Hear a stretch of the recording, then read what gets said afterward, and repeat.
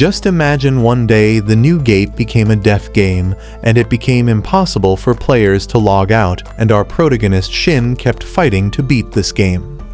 We then see Shin leaving to fight the final boss of the game, and his friends ask him to take care of himself. Afterwards, Shin fights the final boss, and he tries to take its head, but the final boss dodges and Shin only cuts off its wing, then regenerates its wing, and Shin keeps on attacking the final boss. After a long fight, he chips down almost all of its HP, and he takes out the final boss with one of his skills. He then hears an announcement telling him that the dungeon has been cleared and players can log out. Now Shin is happy that it's finally over, and he uses a scroll to check out if everyone is able to log out. He notices the names of the players disappearing from the scroll, and one by one all of the players log out of the game, and he is the only one left. He then tries to log out as well, but he notices a gate appearing behind him, and he thinks that there shouldn't be any more events in this game. Afterwards, Shin opens his eyes in a grassland, and he notices that this place looks too realistic to be a game. He tries to check the menu,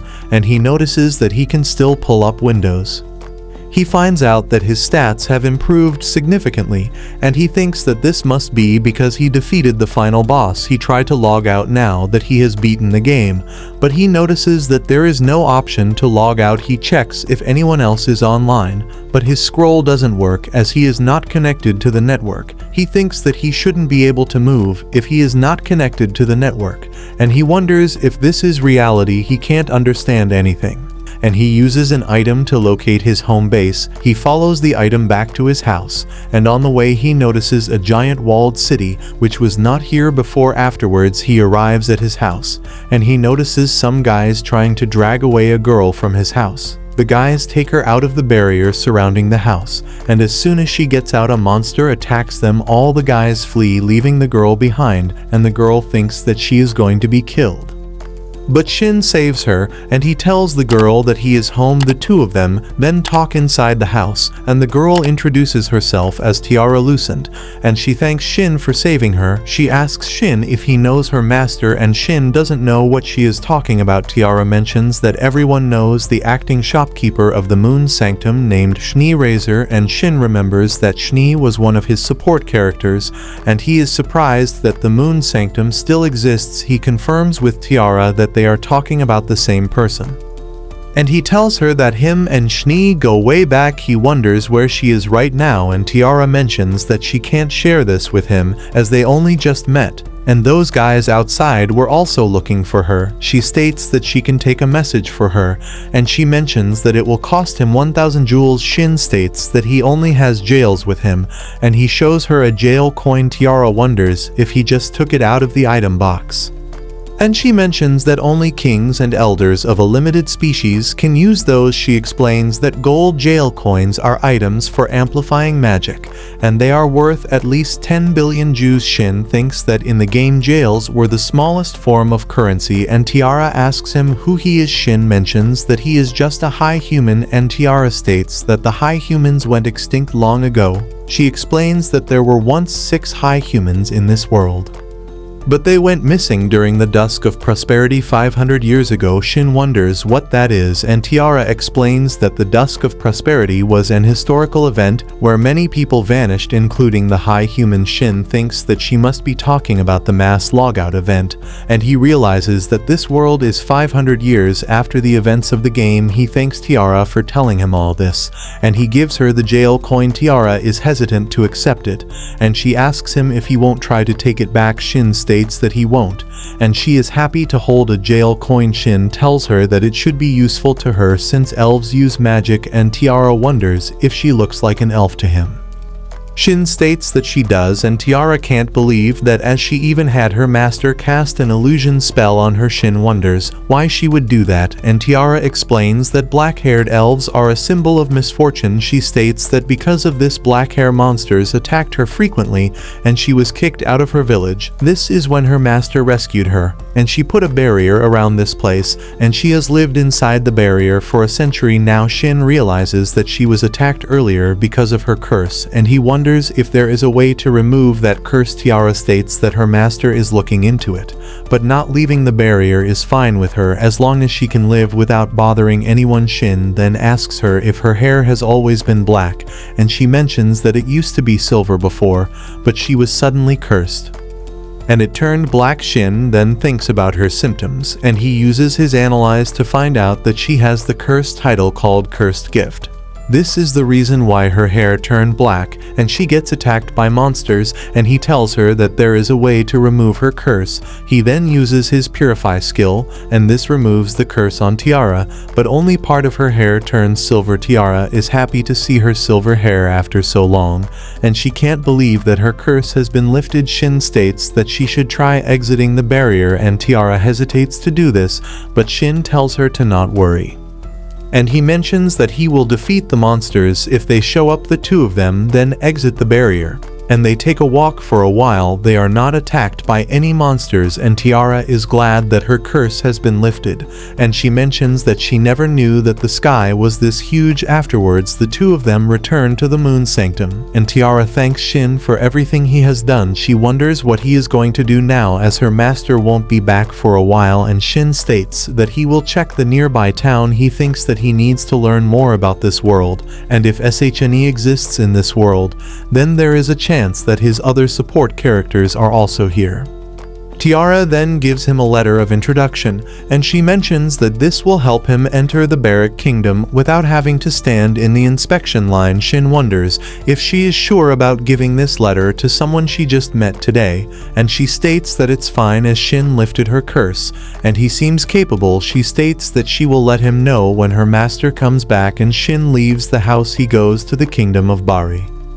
And seeing his letter of introduction, a soldier escorts him inside the kingdom, and he explains that those letters of introductions can also work in other kingdoms, and they are like identification papers that can even get him an audience with the king. The soldier takes him to the Adventurers Guild, and Shin thinks that he should start with here if he wants to gather information. He tells the receptionist that he wants to register as an adventurer, and she mentions that the applications are accepted on the first floor. Shin then meets another receptionist at the first floor, and he is surprised that she looks just like the one who was on the ground floor. He asks her about it, and she mentions that the one below was her twin sister named Celica, and she is Silica. She tells Shin to fill up the form for registration and pay the registration fees. Afterwards, we see Shin waiting at a tavern connected to the guild, and he is surprised that it takes a whole day to make a guild card. Celica then comes to him with something to eat, and he finds out that she helps out at the tavern when she is not busy. Shin eats the food, and meanwhile Celica stares at him. He asks her if she wants something, and she wonders if it's true that Shin has a letter of introduction from the Moon Sanctum. Shin states that he does, and she wonders if she can verify the authenticity of the letter. In another room, Shin mentions that she can, but he doesn't want to meet the guild master right after showing up here. Celica tells him that it's already too late for this, as the guild master is right behind him. The scene then cuts to and the guild master talking in a room, and the guild master introduces himself as Barlux Hein. He asks Shin to show him his letter of introduction, and Shin shows him the letter, and Barlux places another letter of introduction on top of it. The letters start to glow, and Shin is surprised to see this. Barlux explains that letters of introduction resonate when placed on top of each other, and he wonders who gave this letter to him. Shin states that it was Tiara, and Barlux thinks that something major must have happened if she forgot to explain to him how the letters work. He explains that a letter of introduction allows them to enter most nations without inspection. Now the scene then cuts to Shin at an inn, and while lying in bed he thinks that today was a rough day. He states that he will try to raise his rank tomorrow after getting his guild card, and he goes to sleep. The next day he goes to collect his guild card, and we see that he is wearing new clothes. Shin thinks that a bottom-ranked adventurer shouldn't dress that magnificently, and Celica then gives him his guild card. She mentions that there are 9 adventurer ranks, with SS being the highest and G being the lowest, and we see that Shin is starting as a G-ranked adventurer. Celica explains that completing jobs earns them points which allow them to rank up.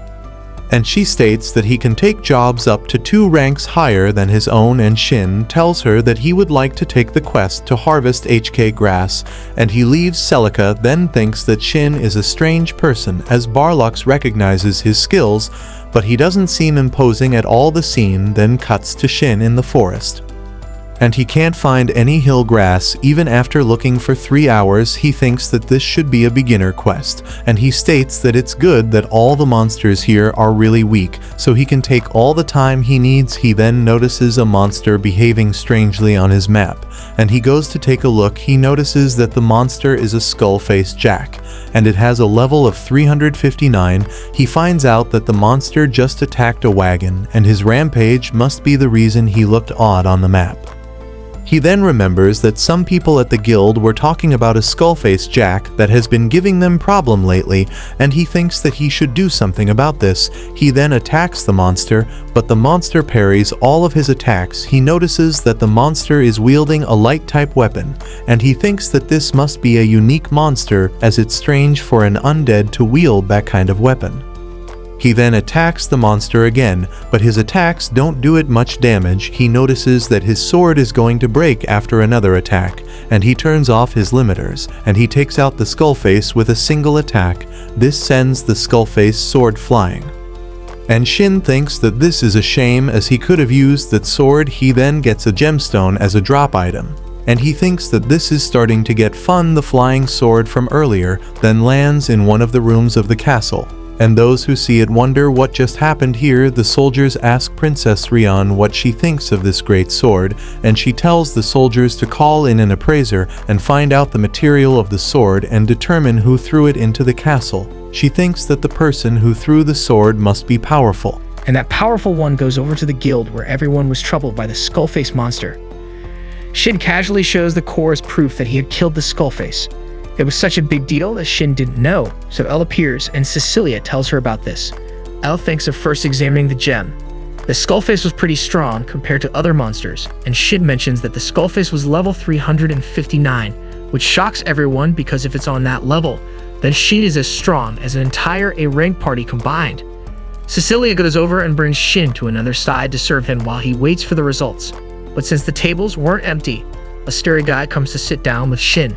His name is Wilhelm, and everyone is scared of him because Wilhelm has a weapon that has a drain ability, so others started calling him a vampire. Shin isn't fazed even a bit.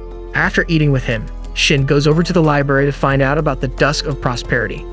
At the same time, a high-level meeting is going on because of Shin. Lux tells them about the skullface, but Shin is asked to keep his identity a secret.